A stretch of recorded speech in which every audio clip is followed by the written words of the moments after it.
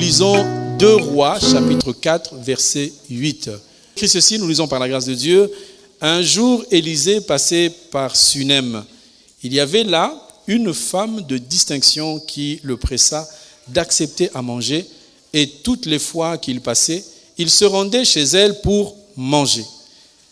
Verset 9, elle dit à son mari, « Voici, je sais que cet homme qui passe toujours chez nous est un saint homme de Dieu. Faisons-lui une chambre haute avec des murs et mettons-y pour lui un lit, une table, un siège et un chandelier, et qu'il se retire quand il viendra chez nous. » Élisée, étant revenu à Sunem, se retira dans la chambre haute et y coucha.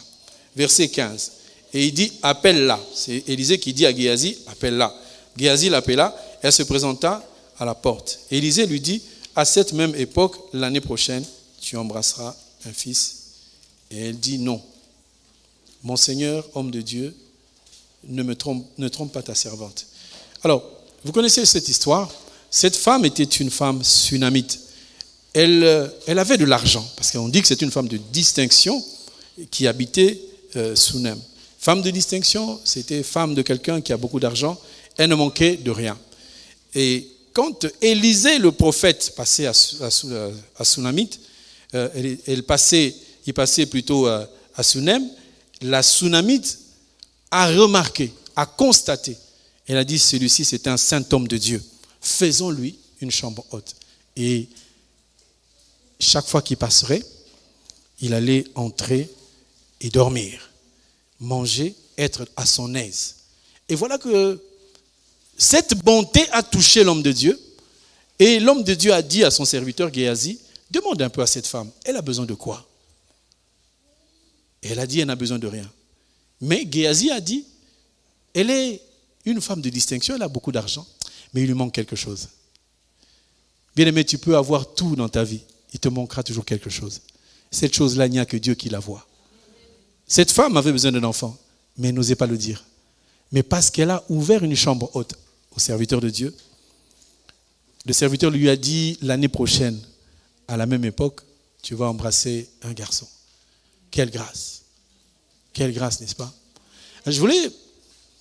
Ce n'est pas le sujet, mais je le prends comme support, parce que souvent, quand on a fini de jeûner, on se dit, c'est bon, on a gagné, et puis on repart.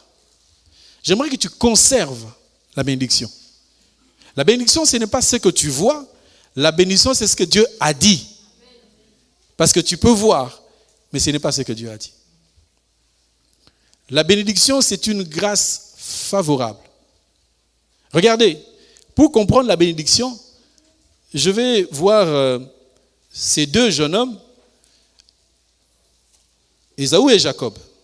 Je suis dans Genèse 27, je lis le verset 1er.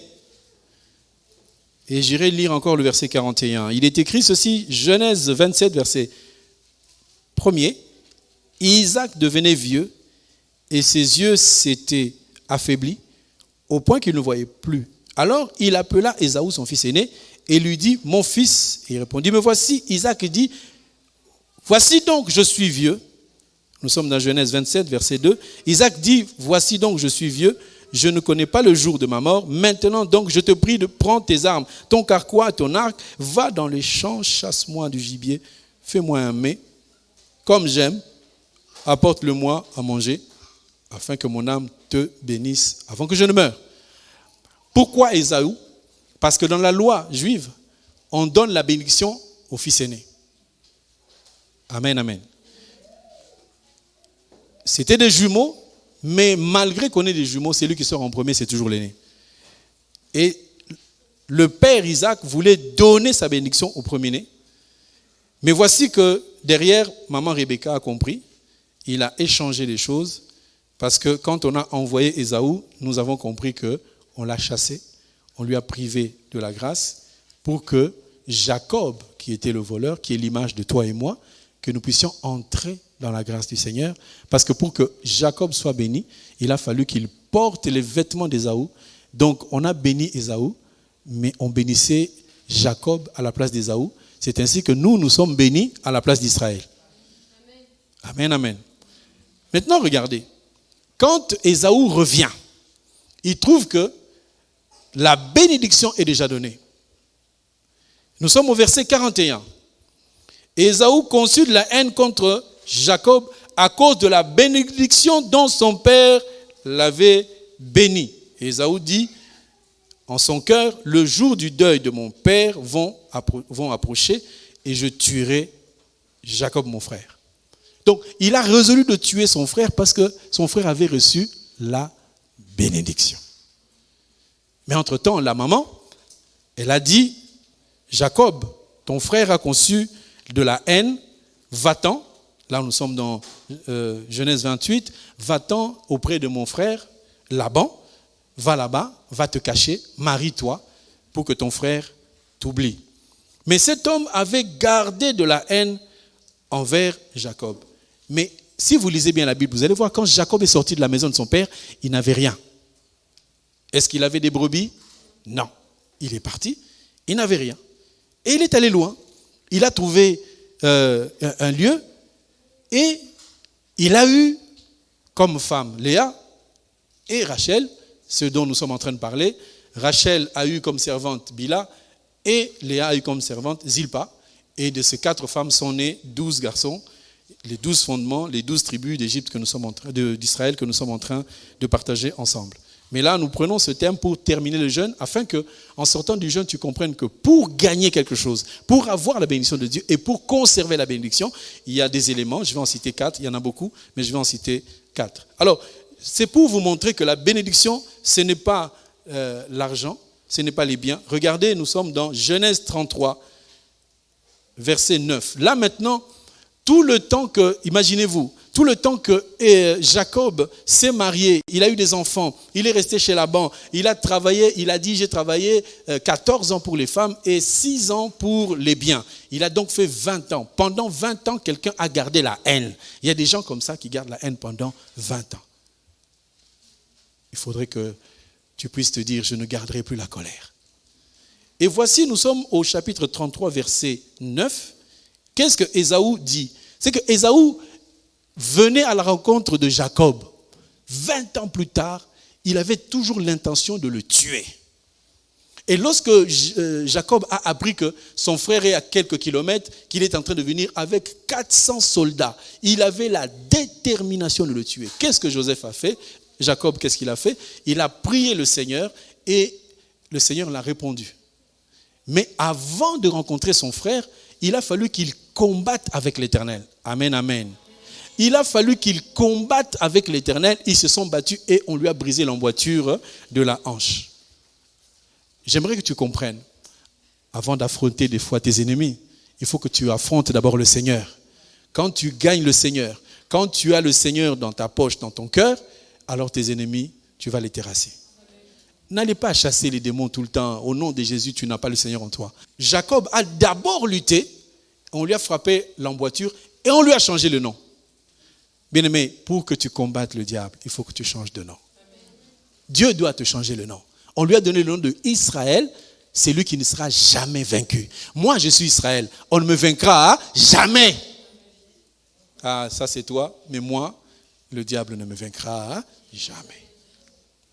S'il vient toucher à mes biens comme je suis Israël, je le rattrape, je le frappe et je récupère mes enfants. Amen. Comme tu n'es pas Israël, tu ne diras jamais Amen.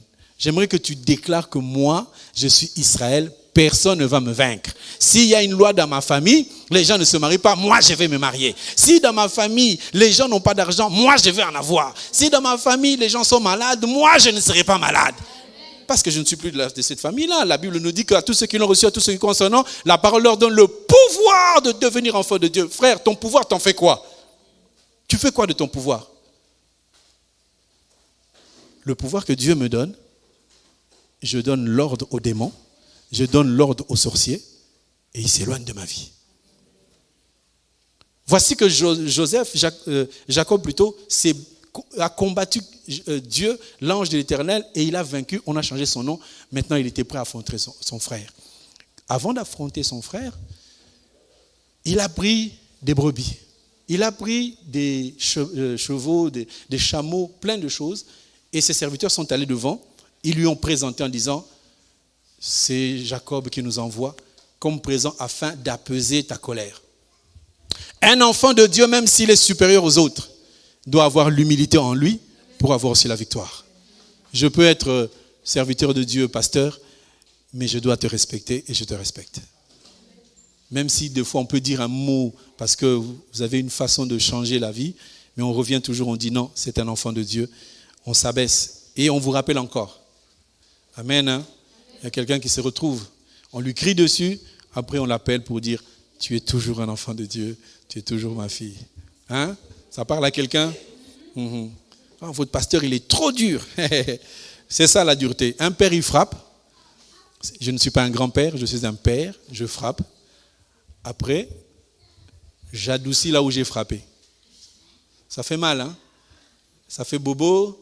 Mais l'enfant, il apprend quand il y a bobo. Amen, amen. Voici que j'aimerais juste prendre la réponse de Ésaü dans Genèse 33, verset 9, parce que Jacob était en train de lui dire, prends mes biens, je te les offre. Mais regardez, verset 9, Ésaü dit, je suis dans l'abondance. Mon frère, garde ce que tu as à toi. Et Jacob répondit, non, je te prie, si j'ai trouvé grâce à tes yeux, accepte de ma main mon présent, car c'est pour cela que j'ai regardé ta face comme un regard de la face de Dieu et tu m'as accueilli favorablement. Donc, Ésaü n'était pas pauvre, il avait de l'argent. Sauf que son argent n'était pas la bénédiction. Quand Jacob lui dit, je suis venu devant toi avec des présents, accepte-le pour apaiser ta colère. Ésaü lui dit, je suis en abondance, j'ai des biens, j'ai de l'argent, t'inquiète pas. Mais la haine qu'il avait, c'était toujours à cause de la bénédiction qu'on avait donnée à Jacob. C'est quoi la bénédiction? La bénédiction, c'est la parole du Père. Amen. Tu peux tout avoir. Note que la bénédiction, c'est la parole du Père. Si ton Père dit que tu es béni, même si aujourd'hui tu n'as rien, tu iras loin. Amen. Beaucoup de gens cherchent la bénédiction. Quand est-ce que Dieu m'a dit? Dieu se sert de ses serviteurs. Il se sert même du parent biologique. Si ton père te dit que tu es béni, tu es béni. C'est pour cela qu'il est écrit que il faudrait honorer son père et sa mère afin que tes jours se prolongent. C'est Dieu qui a mis un père dans ta maison. En allant encore plus loin, c'est Dieu qui a mis un pasteur dans ta vie. Bien-aimé, de tout mon cœur, quand je dis à quelqu'un d'entre vous que Dieu te bénisse, ce n'est pas une formule. Je n'ai pas de formule, je n'ai pas de tic. Quand je dis que Dieu te bénisse, je le crois parce que Dieu m'a dit, quelqu'un à qui tu diras qu'il soit béni, il sera béni. C'est pour cela, dans les 4 éléments que je vais citer, le premier élément, c'est la perception. Note-le, la perception. Percevoir quelque chose. C'est quoi la perception? C'est que quand tu regardes quelque chose, quand tu regardes une autorité, quand tu regardes Dieu, qu'est-ce que tu perçois? Je vais passer par un exemple. Qu'est-ce que tu perçois? Matthieu chapitre 26. On va lire Matthieu chapitre 26. Mais pour réussir, pour garder sa bénédiction, on est dans Matthieu chapitre 26, versets 14 à 15. Nous lisons par la grâce de Dieu. Alors, l'un des 12, appelé Judas Iscariote, alla vers les principaux sacrificateurs et dit, que voulez-vous me donner et je vous livrerai. Et ils lui payèrent 30 cycles d'argent. Ça va, tout le monde a vu? On va maintenant dans Matthieu chapitre 16. Matthieu 16. Je vais lire à partir du verset 21, sinon le verset 22, vous n'allez pas le comprendre. Verset 21 nous dit ceci. Dès lors, Jésus commença à faire connaître à ses disciples qu'il fallait qu'il allât à Jérusalem et qu'il souffrit beaucoup de la part des anciens, des principaux sacrificateurs et des scribes, qu'il fût mis à mort et qu'il ressuscita le 3e jour. Verset 22, Pierre l'ayant pris à part et se mit à le reprendre et dit, à Dieu ne plaise Seigneur, cela ne t'arrivera pas. Je m'arrête juste là parce que la suite vous la connaissez. Arrière de moi Satan, ce n'est pas ce qui nous intéresse. La perception c'est quoi? Lorsque Judas regardait Jésus, il voyait quoi? De l'argent. Il disait, cet homme, je peux le vendre, je vais gagner de l'argent. Mais lorsque Pierre regardait Jésus, il voyait la solution à sa vie.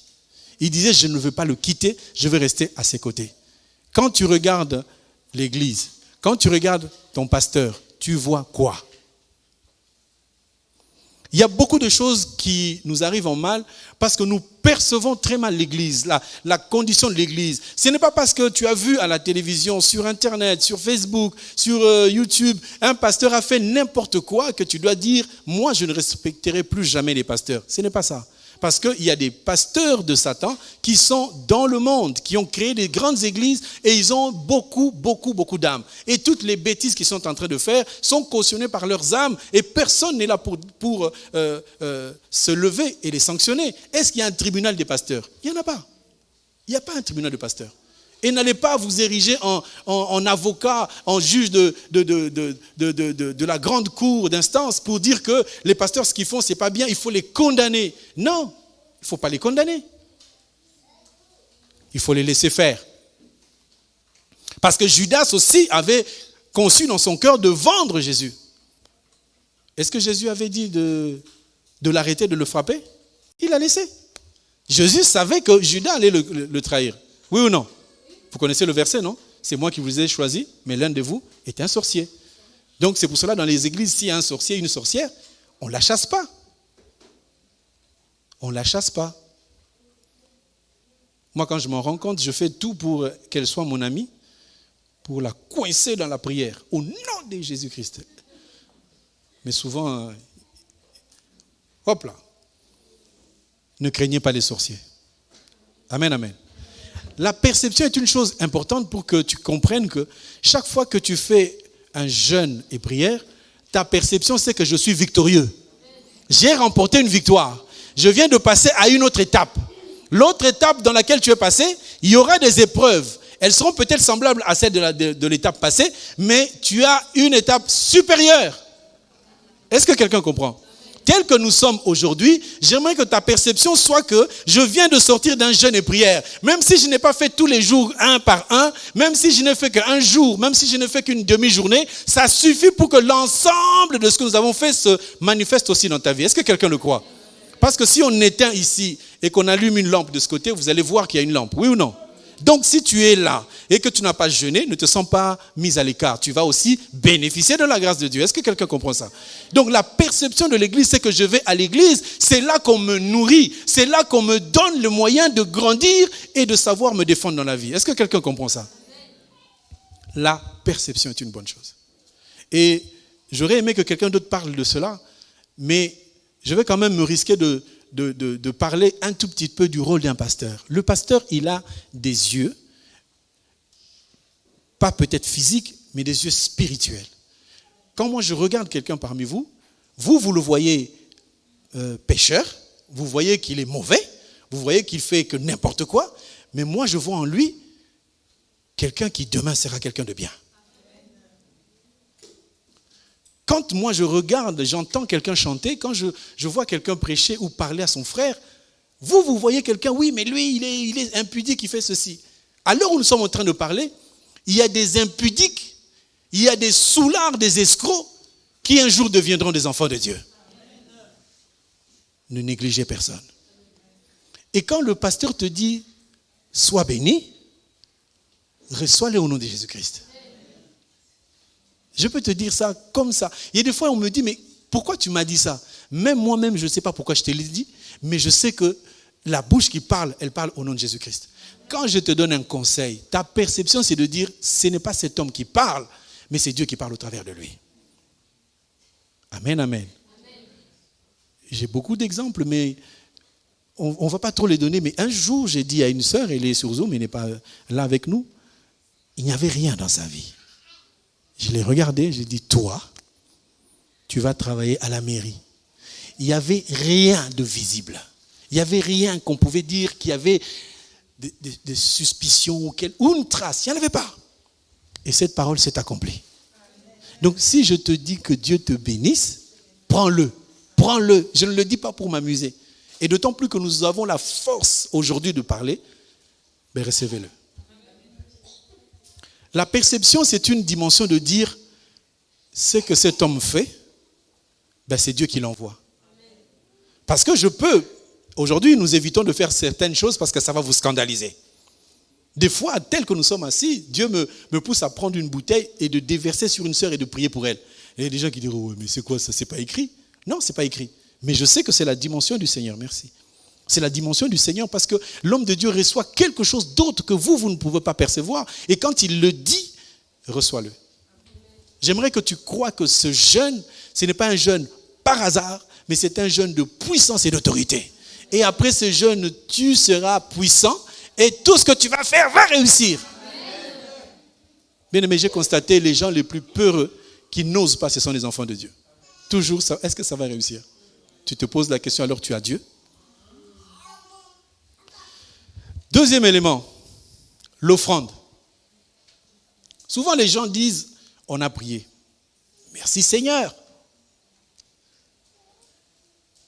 Vous savez, les jours de jeûne, après ces jeûnes-là, comme ça, là, c'est un jour où, si je le dis, les gens vont dire, ah, le pasteur, il est devenu mendiant. C'est un jour où, quand tu as fini le jeûne, tu dis, Seigneur, le jeûne est terminé. Je vais faire une offrande. Je vais donner à Dieu quelque chose. Et je sais qu'au travers de ce que je vais donner, sans parler, Dieu va me bénir. On a lu tout à l'heure, quelqu'un comme Ésaü, c'était un patriarche, quelqu'un rempli d'onction et de puissance. Son enfant, c'est quelqu'un qui est sorti de ses entrailles. Qu'est-ce qu'il peut demander à un enfant d'aller lui chercher quelque chose pour qu'il le bénisse? Ne peut-il pas dire, je te bénis parce que tu es mon fils? Pourquoi il lui a dit, va chercher? Parce que le Seigneur est un Dieu de sacrifice. On l'appelle Dieu d'Abraham, Dieu d'Isaac, Dieu de Jacob, parce qu'il aime les sacrifices, il aime les offrandes, il aime qu'on lui accorde quelque chose. Est-ce que tout le monde peut comprendre cela? Que Dieu soit béni. L'offrande, le sacrifice est une chose merveilleuse. Parce que on a remarqué beaucoup de personnes dans l'église qui disent, oui, mais on a reçu gratuitement, on doit donner gratuitement, on n'a rien à payer. Ça, c'est un verset qui est donné aux serviteurs de Dieu pour éviter que quelqu'un demande l'offrande avant de prier pour quelqu'un. J'ai entendu le tarif, c'était $400 à Kinshasa. Tu donnes $400, on prie pour toi, pour ta guérison. Et d'ailleurs, la personne ne guérit pas. Pour prier pour toi, c'est gratuit. Pour enseigner la parole, c'est gratuit. Tu donnes pas, tant pis. Mais chacun doit savoir qu'il faut donner. Alors, on avait appris plusieurs offrandes. Je donnerai des exemples. Mais vous vous souvenez, dans la loi, il y avait 5 offrandes, je crois. On avait parlé de l'Holocauste, d'offrande de farine, l'offrande végétale. On a parlé de l'offrande d'action de grâce, tout le monde se souvient, et d'expiation et de culpabilité. C'était les offrandes qui étaient demandées. Et ensuite, on voit aussi la dîme qu'on donnait. Il y avait la dîme. Tout le monde se souvient? Alors, la différence qu'on avait dit, c'est que quand vous voyez la dîme qui est expliquée dans le livre de Deutéronome, ça c'est une dîme qui doit être révélée par rapport à Jésus-Christ. Parce que la dîme que nous donnons aujourd'hui, c'est par rapport à Abraham, qui était dans la grâce, qui n'était pas dans la loi. Donc nous donnons la dîme comme étant le 10e des revenus, ou le 20e de nos revenus, ou même le 5e de nos revenus. Mais la dîme, ça s'appelle la part de Dieu. Ok? Aujourd'hui, on a ce qu'on appelle la libéralité dans l'église. On donne ce qu'on a résolu de donner.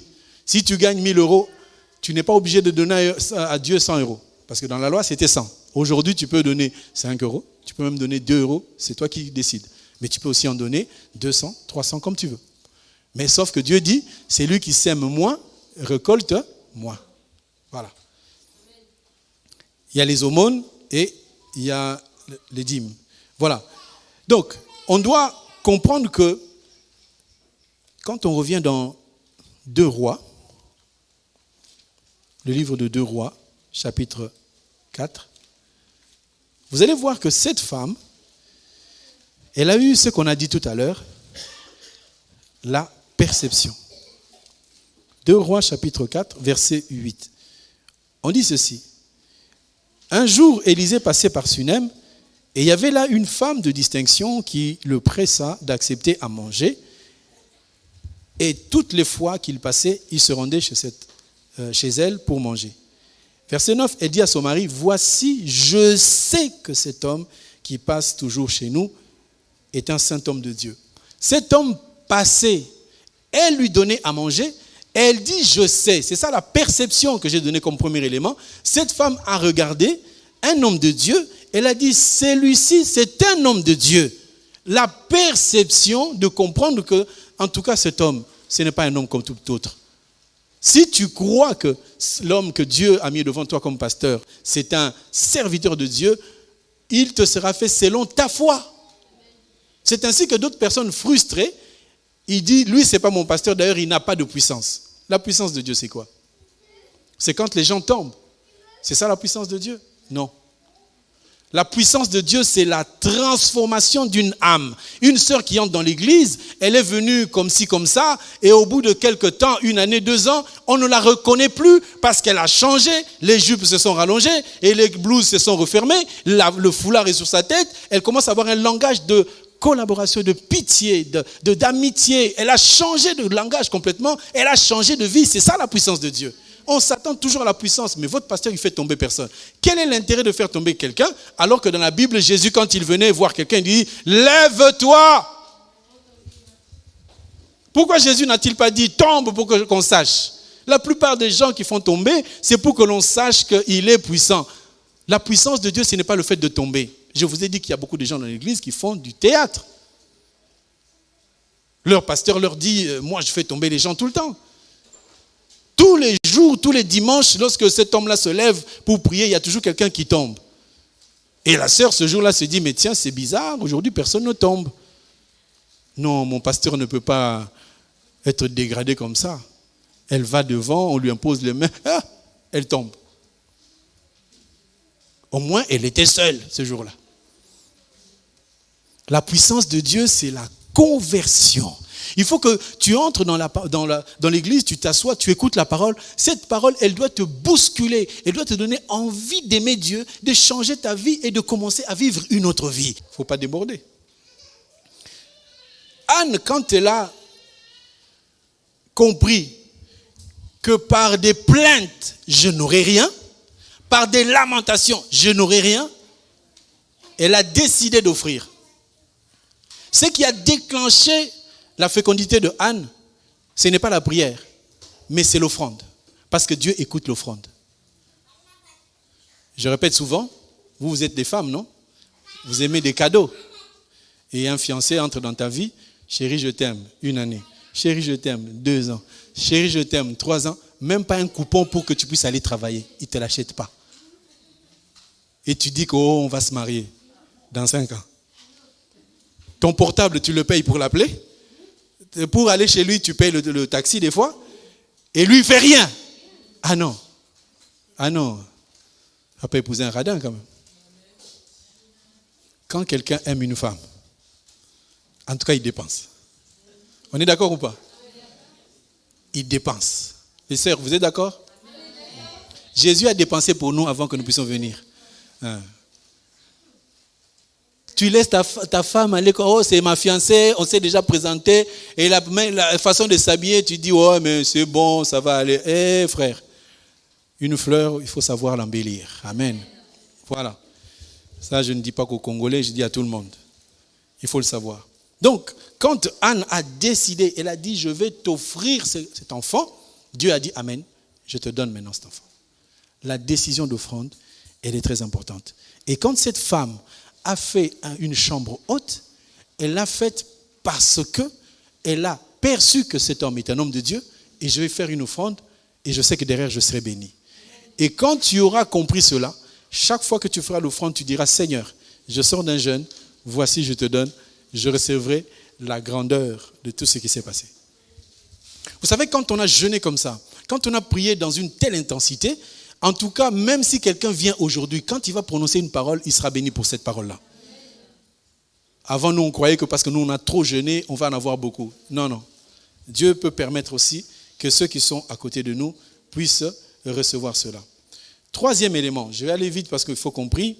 Troisième élément, c'est l'élément sur lequel je veux un peu qu'on puisse s'apaisantir. Le troisième élément, c'est enlever la peur. Les gens prient beaucoup, ils jeûnent énormément, mais ils ont peur. Bien aimé, la vie de beaucoup de personnes est basée que sur la peur. il donne l'argent parce qu'il a peur. Il vient à l'église parce qu'il a peur. Tel que tu es là quand on jeûne, tu jeûnes beaucoup, très fort. Parce que tu dis, ces démons-là, il ne faut pas qu'ils me touchent. Il ne faut pas qu'ils me touchent. Tu as peur des démons? Est-ce que quelqu'un comme toi, tu peux avoir peur d'un sorcier? Tu sais qui c'est qu'un sorcier? C'est un esprit, un tout petit esprit. Parce que quand tu dis au nom de Jésus, tu ne le vois pas. Mais eux, dans leur camp, ça brûle. Chaque fois que tu t'approches d'un sorcier, il a peur de toi. Mais quand il te voit, toi, trembler, ah là, il a dessus sur toi. Si tu es peureux, peureuse, tu dois savoir que 50% de ce que tu fais n'a aucun effet. Parce que le diable, il sait sentir que celle-là est la peur. Amen, amen. J'aimerais que tu arrêtes la peur. J'ai toujours donné cet exemple. Un chien. Est-ce que vous aimez les chiens? Oui, les tout petits, oui, en plastique. Je connais tous les Africains, ils ont peur des chiens. Et les Blancs, ils sont là en train de dire, oh, il est gentil, il ne mord personne. Tu regardes le chien, il est ça là, ça ne mord pas. Et le chien, tu ne lui as rien dit, il sent que tu as peur de lui. Et il va crier, il va aller que vers la personne qui a peur du chien. Oui ou non? Oui. Les démons sont pareils. Tu peux jeûner 150 jours par année, tu peux prier du matin au soir. Si tu as la peur dans ton cœur, tu ne feras rien. La peur. Dis à ton voisin, arrête d'avoir peur. Dis-lui. Peut-être qu'il n'a jamais peur. Il y a quelqu'un qui a peur ici. Si on demande de ceux qui ont peur de lever la main, il n'y a personne qui va lever la main. Mais au fond de son cœur. Vous prenez une femme qui vient d'accoucher, son enfant a 5 ou 6 mois, l'enfant tombe malade, il a la fièvre.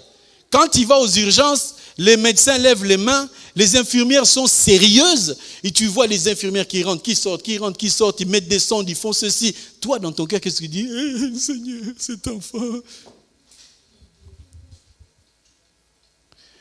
Dieu m'a dit, je ne perdrai aucun enfant. Si cet enfant est malade, c'est pour la gloire du Seigneur, il va se lever, il va rentrer à la maison.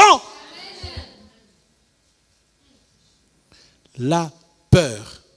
Des fois, si tu ne jeûnes pas, tu n'as pas peur. Tu dis, moi, je vais réussir. Amen, amen. J'aime bien parler aux étudiants, aux gens qui vont à l'école, aux enfants. Ils ne sont pas nombreux. Mais moi, quand j'allais à l'école, vous savez, quand il y a des gens qui vont à l'école, ils demandent, la prof de maths, elle est comment? Le prof de maths, de physique, de chimie, il est comment? Oh là là là là là là! Elle est dure! C'est fini. Tu ne vas plus aller à l'école, tu vas trembler, tu manques de mots, tu entres dans la salle, tu as peur parce qu'on te l'a dit. Et moi, je posais toujours la question. Il est dur le professeur de maths? Oui, il est dur. Je pose la question. Dans la classe de 20 personnes, il y a quand même des gens qui ont réussi? Ah oui, pas beaucoup. Combien? 5. Je serai parmi les 5. Ce n'est pas de l'orgueil. C'est la foi. Le diable fait du cinéma. Amen, amen. Le diable te fera peur. Amen, amen. Mais n'aie pas peur. Même si la maladie, tu la sens dans ta chair, tu lèves la tête en disant, le Seigneur m'avait dit, je ne mourrai pas.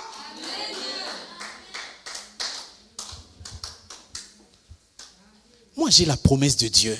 Toi, docteur, tu me dis que cette maladie-là, en tout cas, tu n'en sortiras pas. Ça, c'est toi qui as dit. Dans le jardin d'Éden, Dieu a dit à Adam, qui t'a dit que tu es nu? Il faut que ça soit Dieu qui te dit, cette maladie, c'est la mort. Mais comme Jésus a dit, chaque maladie qu'un enfant de Dieu a, ce n'est pas pour la mort, mais c'est pour témoigner que Jésus est vivant. N'ayez pas peur. N'ayez pas peur. J'ai fait de la grande compétition. Et dans cette compétition-là, comme c'est en Afrique, vous connaissez l'Afrique, hein? C'est un peu folklorique. Les gens entrent, ils se sont brimés le visage comme des sorciers. Ils portent un cercueil sur lequel il y avait mon nom. Ils ont marqué Freddy sur le cercueil et ils me disent, toi Freddy, aujourd'hui, tu ne vas pas marquer, tu ne vas pas avancer, tu ne vas rien faire. Moi, je leur ai dit, moi, mon féticheur à moi, il m'a dit que je vais marquer, je vais gagner le match. J'étais fou, j'ai dit, mais si c'était vrai. Mais ma folie, c'était que vous pouvez faire ce que vous voulez. Moi, je m'en fiche. Moi, je vais gagner. C'est pour cela que vous verrez, même dans des catchs, dans des box, il y a des gens qui viennent avant le match. Là. Ils font des gris-gris, ils font plein de choses pour vous faire peur. On te dit que dans cette équipe-là, il y a Messi, il y a Mbappé, il y a Neymar. Ah, on ne va pas jouer. Non! Non. Demande-toi, dans notre équipe, il y a qui? Il y a Jésus à l'attaque, il y a Jésus à la défense, il y a Jésus comme gardien. Messi va marquer qui? Jésus? Non! Non. Moi, je ne perds pas le match avant de l'avoir commencé. Jamais! Parce que dans les buts, il y a Jésus. En attaque, il y a Jésus. Qui va marquer? Jésus. Qui va empêcher le but? Jésus. Neymar, viens marquer. Jésus est là. Marque, tire seulement.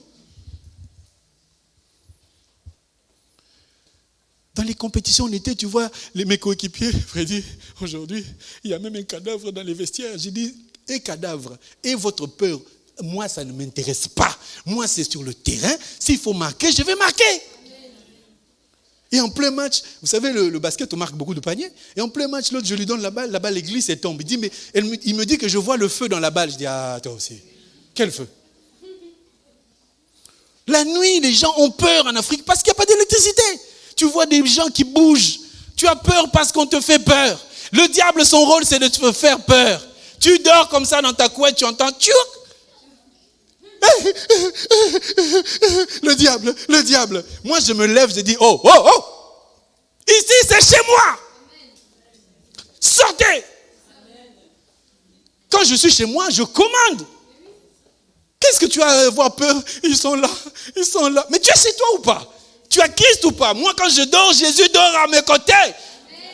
Et c'est pour ça que je ronfle trop fort. Parce qu'il y a quelqu'un qui veille. Les démons, venez la nuit. Je peux même dans la journée, ils me disent, Freddy, toi, tu vas voir, on viendra. Je dis, venez. Quand ils viennent la nuit, ils trouvent que c'est barricadé, c'est fermé mieux que chez le président de la République. Quand tu dors, il y a une armée qui entoure ta maison, bien-aimé.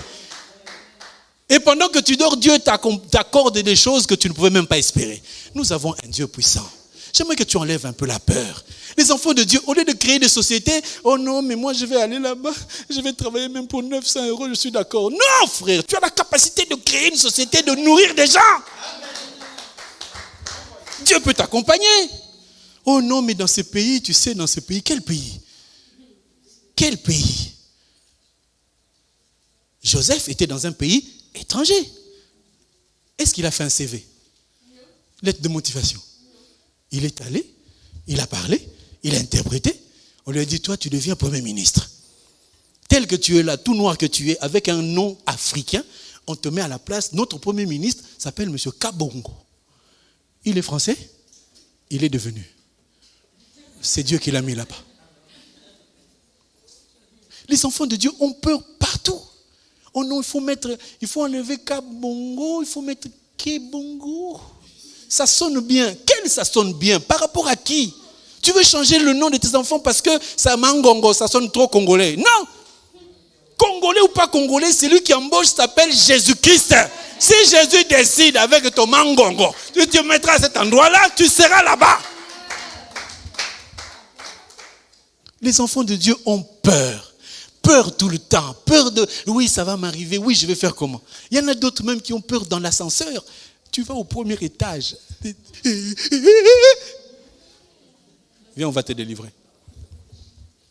Le diable te fera toujours peur. Il fera tout parce qu'il sait que tu es plus fort. Le diable, quand tu dors, il sait que tu es très fort. Les sorciers, quand ils te voient la journée, ils savent que tu es très fort. Mais si tu as peur d'eux, là, ils vont entrer dans ta maison. Oh non, c'est mon oncle. Vous croyez que l'oncle congolais est plus satanique que l'oncle européen?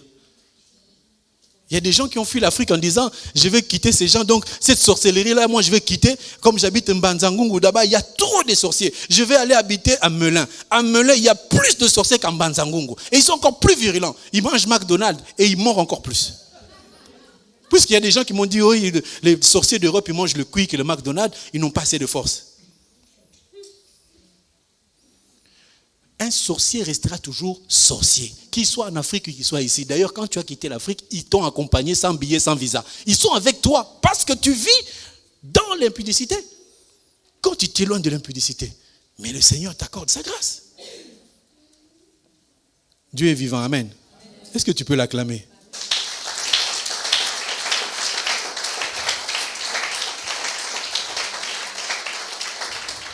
J'aime bien lire ce psaume, psaume 27, verset 1er. Psaume 27, je crois. Psaume 27. Si tu veux garder tes bénédictions, n'aie jamais peur. Tu viens de prier, n'aie pas peur. Oh, maladie cardiovasculaire. Ah, ça c'est eux qui disent ça. Moi, mon Dieu m'a dit, tu es en bonne santé. J'ai appris une autre maladie, drépanocytose. Hein? Ouais, ça leur fait plaisir à eux. Mais moi, je dis, notre Jésus est plus puissant que toutes les maladies. Il n'y a aucune maladie, que ce soit le corona, que ce soit le cancer, Dieu guérit toutes les maladies au nom de Jésus-Christ.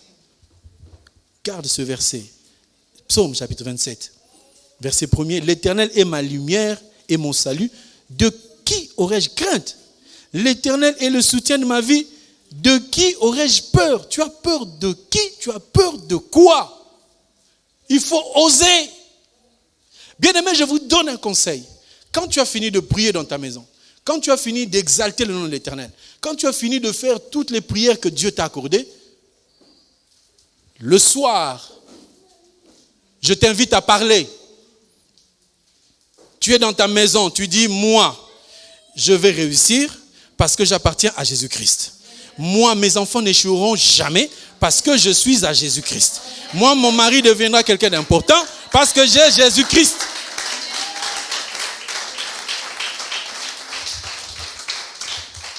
Ce que tu dis, c'est ce qui se passe dans ta vie. Ce que tu déclares, c'est ce qui arrivera. Arrête de dire tu as la malchance, tu as la poisse, c'est toujours comme ça. Avec toi, ça ne marche pas. Non! Job aussi le dit. Job chapitre 3. Job chapitre 3.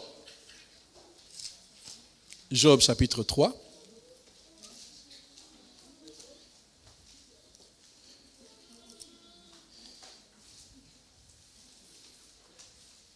Je crois que ça doit être le verset 25. Verset 25. Ce que je crains, c'est ce qui m'arrive. Ce que je redoute, c'est ce qui m'atteint. Si tu crains quelque chose, si tu as peur de la mort elle vient. Si tu as peur de la maladie elle vient. Mais si tu crains l'Éternel, l'Éternel vient. Si tu crains le mariage vient.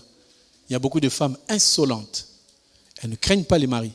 Déjà, elle n'est pas mariée, mais quand un frère, il vient juste pour demander, parce qu'il y a 2 étapes. Il y a un frère qui vient pour se renseigner. Il vient, ma soeur, tu es de quelle province? C'est juste une demande, ma soeur. De quel pays tu es? Vous les frères, vous commencez toujours comme ça. Hein? Crains le mariage. Oui, frère. Nous sommes dans la même assemblée. Nous sommes dans la parole. Bonjour, frère. Oui. Ah, moi? Ah, j'étais congolais. Je suis devenu enfant de Dieu. Ah, d'accord. C'est un message. Qu'est-ce que tu vas faire avec mes origines? J'ai fait quoi avec mes origines? Montre-lui tes vraies origines. J'étais africain. À ma naissance. Je suis devenu enfant de Dieu. Maintenant, il sait sur quel terrain tu avances. Ah, je voulais juste me renseigner, ma soeur. Amen. Frère, que Dieu te bénisse. Même devant le bureau, il y a un frère qui veut entrer. La soeur dit, ah, j'étais là avant toi, non? C'est un frère. Malgré les problèmes qui veulent vomir à l'instant, tu retiens tes vomissements, tu dis, frère. Malgré que tu vas faire sia.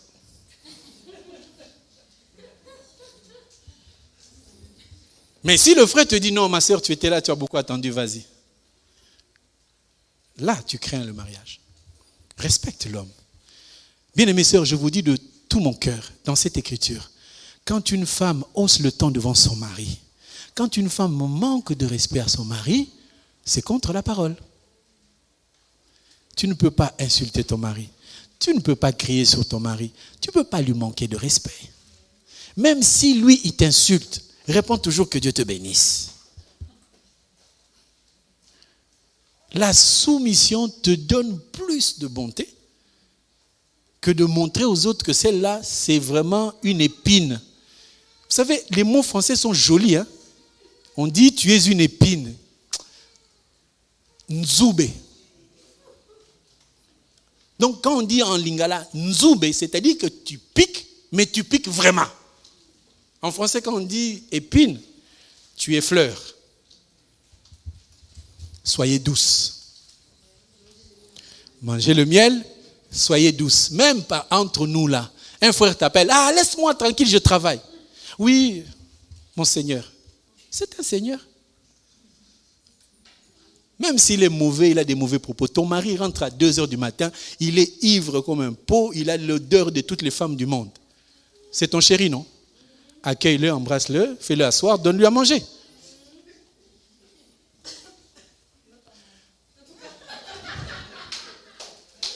Elle dit qu'il ne va pas manger. Oui, il y a l'homme qui va dire, non, mais dans cette nourriture-là, je ne sais pas ce qu'elle a mis dedans. Parce que la gentillesse qu'elle a là, méfiance, méfiance. Tu as mis quoi dans la nourriture là? Et toi, tu étais où d'abord?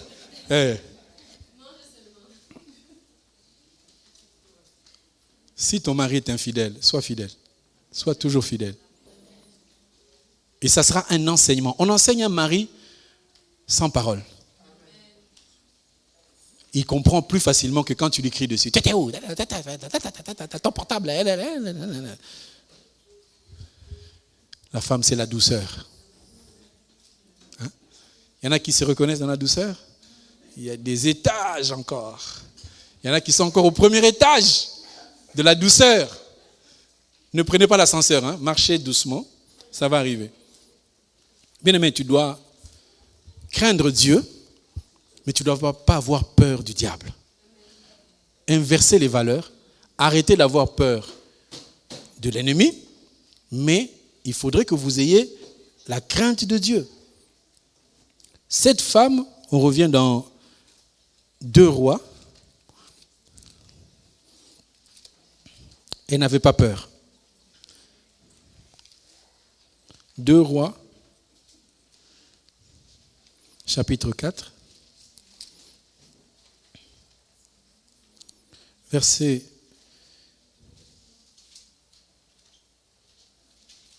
19, on va lire pour mieux comprendre. Verset 19, il dit à son père, ma tête, ça c'est l'enfant. Le père dit à son serviteur, porte-le à sa mère. Le serviteur l'emporta et l'amena à sa mère, et l'enfant resta sur les genoux de sa mère jusqu'à midi, puis il mourut. Elle monta, le coucha sur le lit de l'homme de Dieu, et ferma la porte sur lui, et sortit. Elle appela son mari et dit, envoie-moi, je te prie, un des serviteurs et une ânesse. Je veux aller en hâte vers l'homme de Dieu et je reviendrai. Et il dit, pourquoi veux-tu aller aujourd'hui vers lui? Ce n'est ni la nouvelle lune, ni le sabbat. Elle répondit, tout va bien. Bien-aimé, cette femme n'avait pas demandé d'enfant. Enfin, elle l'a demandé indirectement. On lui a accordé, mais voilà qu'elle est en train de perdre sa bénédiction. Mais elle a dit, tout va bien. N'aie pas peur. Ce que Dieu t'a donné, c'est à toi. Il y a des sœurs qui me disent, mais si je ne fais pas vite, l'homme là, il va partir. S'il part, c'est qu'il n'était pas pour toi. Un homme, si Dieu a dit que c'est pour toi, qu'il parte 2 ans, il va revenir, ça sera toi. Cette femme n'avait pas peur, elle a dit, tout va bien. Mais elle a fait un geste. Elle a pris l'enfant qu'on lui a donné, qui est mort. Où est-ce qu'elle l'a placé? Non, pas dans la chambre. Oui, dans la chambre, mais sur quel... Il l'a placé dans le lit. Qui dormait dans le lit? L'homme de Dieu. L'homme de Dieu dormait et se réveillait. Il dormait et se réveillait. Cette femme a eu la compréhension, le discernement de comprendre que cet enfant qui est mort, il y a quelqu'un qui me l'a donné, je vais le déposer là où cet homme-là dort. Or, nous comprenons, selon Jean chapitre 11, que le sommeil, c'est la mort. Lazare dort, il est en train de mourir. Donc celui qui est mort et ressuscité, c'est Jésus-Christ. On comprend que quand l'homme de Dieu dort et il se lève, donc il est mort, il est ressuscité. Donc la femme, en amenant l'enfant, en le posant dans le lit, elle a mis l'enfant à la croix. Donc le lit représente la croix, ou du moins l'enseignement de la croix, la mort et la résurrection. C'est là qu'elle a amené l'enfant. En le posant dans le lit, cet enfant est ressuscité.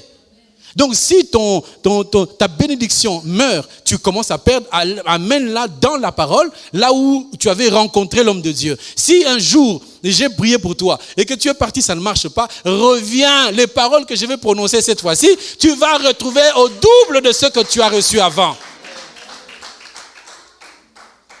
Mais toi, tu es venu, j'ai prié pour toi, tu as trouvé du travail. Tcholilo. Je n'attends rien, je n'attends pas la dîme, je n'attends pas que tu me déroules le tapis, ce n'est pas ça. Mais viens garder la bénédiction qui est sortie de la bouche de l'homme de Dieu. Parce que s'il l'a prononcé, il y en a encore. Ce que je dis, c'est biblique. Je ne suis pas en train de vous dire, allez dire à tout le monde qu'il ne faut pas quitter Papa Freddy. Non, je n'ai pas dit ça. J'ai dit que si un homme de Dieu a prononcé des paroles sur toi, sache que les paroles-là vont jouer dans ta vie tout le temps. Si tu en as besoin, quand tu reviens, il va prononcer, tu vas ressusciter encore. Parce que Dieu est passé par lui. Pourquoi il n'a pas pris quelqu'un d'autre? Pourquoi il n'a pas pris un autre pasteur? S'il prend quelqu'un et qu'il prononce des paroles sur toi, quand tu vois que ça ne va pas, reviens vers lui. Homme de Dieu, c'est toi qui m'avais donné cet enfant. Dis-moi qu'est-ce que je dois faire. Ben, Dieu me dira, prie pour lui. Amen. Vous voyez que la peur, la perception et l'offrande, elles marchent ensemble. Quand tu n'as pas peur, tu as confiance à Dieu, tu offres l'offrande, tu remets l'enfant où il a été tiré, c'est-à-dire à la croix. Le lit, c'est l'image de la croix. L'enseignement que nous donnons, c'est la mort et la résurrection de Christ. Est-ce que quelqu'un peut comprendre ça?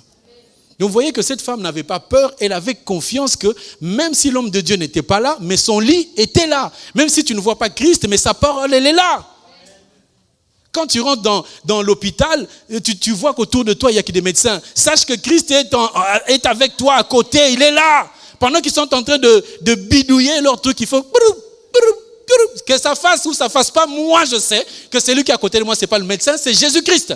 Parce qu'il est venu m'accompagner pour me sortir de là. J'ai rencontré beaucoup de médecins qui m'ont condamné. Ils m'ont donné 2 ans à vivre. Ça fait 30 ans que ça dure. J'ai envie de leur envoyer mes examens pour dire je suis vivant.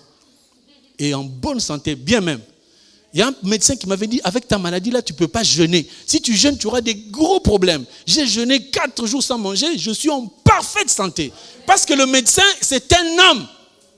Tout ce qu'il dit là, il faut l'écouter comme un témoignage et dire à Dieu, ce que cet homme-là a dit, c'est nul et sans effet. Moi, je vivrai la vie que je vais déclarer de ma bouche. Moi, je vais réussir, je vais avancer. Même si mon mari m'abandonne, je vais réussir. Même si quelqu'un me quitte, je vais réussir. Même si je n'ai pas de diplôme, je vais réussir. Est-ce que j'ai vraiment besoin d'un diplôme pour réussir? Non. J'ai besoin de la foi en Jésus et c'est Jésus qui va me déplacer. Je ne peux pas agir. Que Dieu te bénisse. Dernier élément, c'est être déterminé. Être déterminé, frère. Quand tu es déterminé, que tu n'as pas peur, c'est lui qui est déterminé. J'ai mis déterminé et persévérant. Il faut être déterminé et persévérant.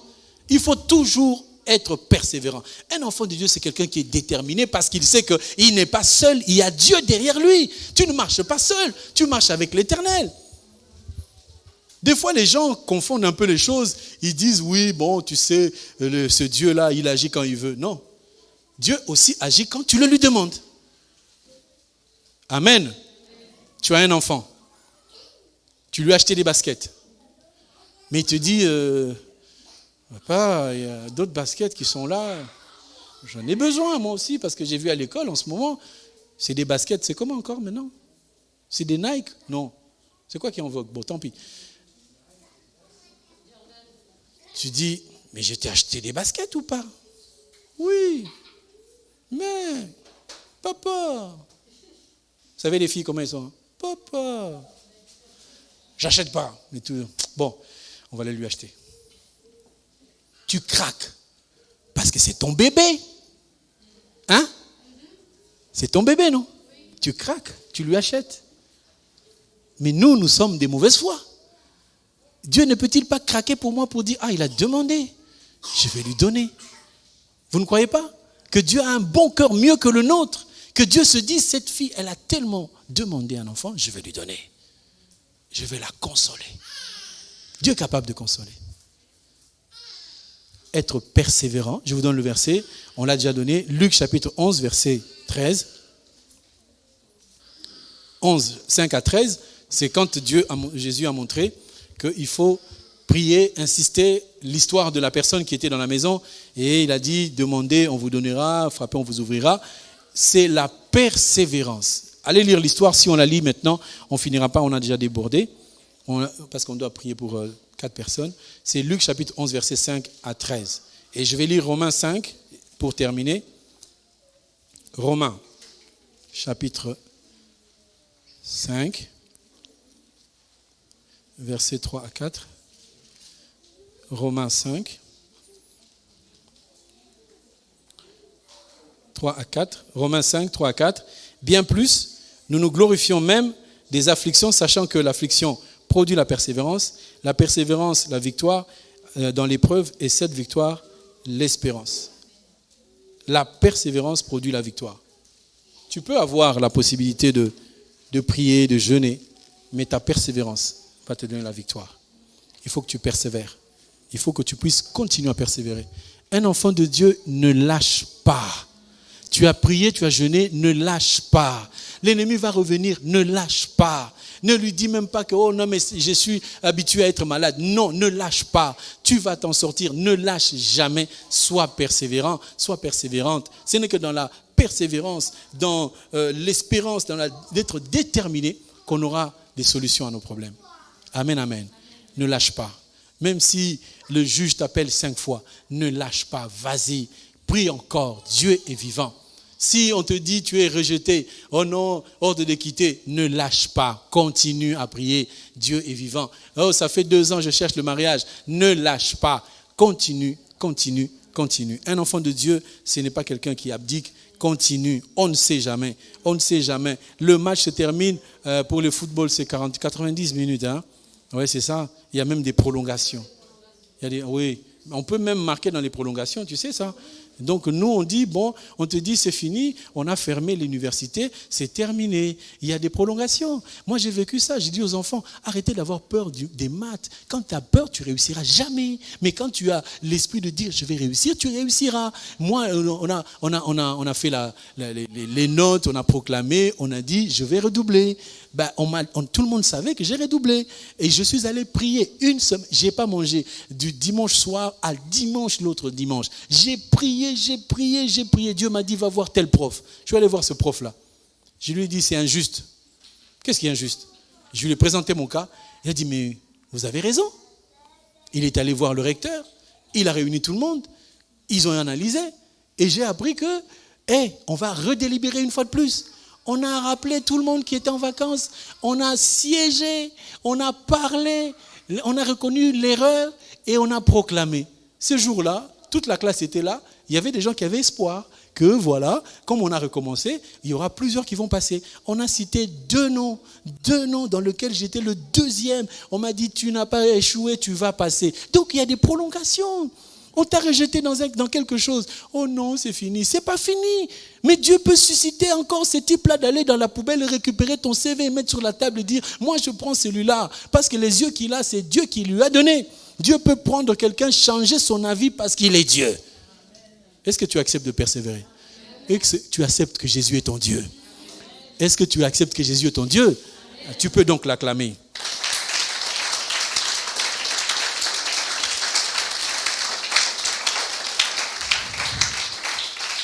Gloire à Jésus.